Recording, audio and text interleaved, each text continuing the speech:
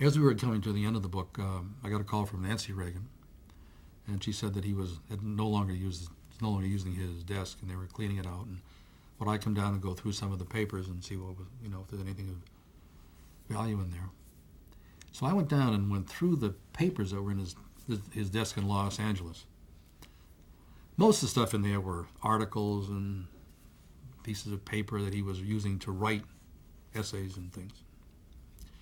But in going through the documents, I picked up one file folder and it said on it, National Defense.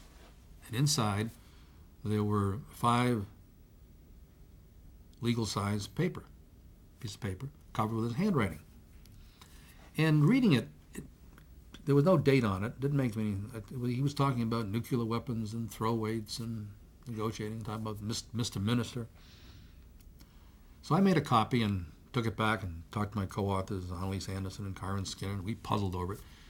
We finally figured out that from some of the things said in that document, it had to have been written in the 1980s. The next day I took it in and showed it to George Shultz. And he looked at it and suddenly said, I know what that is. And he went up and he went over to his bookshelf and he pulled down the book he had written some 10 years ago. And he flipped through it and said, aha. Now what the story was, in 1984, the United States had not talked to the Soviet Union in about 5 years because of what happened in Afghanistan. And George Shultz, the Secretary of State, had been told that Gromyko, the foreign minister of the Soviet Union, had indicated he was at a cocktail party, that he might be interested in talking. So Shultz actually went down to Los Angeles. I guess for some reason Reagan was down there and talked to him and said, would you be willing to open up discussions with the Soviet Union? And Reagan said, absolutely, let's do it. So then George Shultz went to work, and I'm not sure exactly how he arranged it, but next thing you know, Gromyko was coming to the United States. And it was a big meeting. And it was in, I think it was September of 1984. So the bureaucracy went to work, State Department, National Security Council, and they prepared the briefing books and the talking points as to what their president should say and how he should handle all these incredibly complicated issues. And that was all given to Reagan. And then Reagan went up to Camp David on the weekend before the meeting. And, people that knew the public Reagan assumed that he was up there walking in the woods and swimming in the pool and having a nice time, maybe watching television.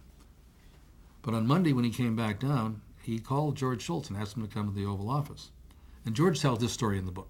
He said when he walked in, Reagan, I forget the exact words now, but essentially said, George, I just want you to know I really appreciate all the work the boys have done.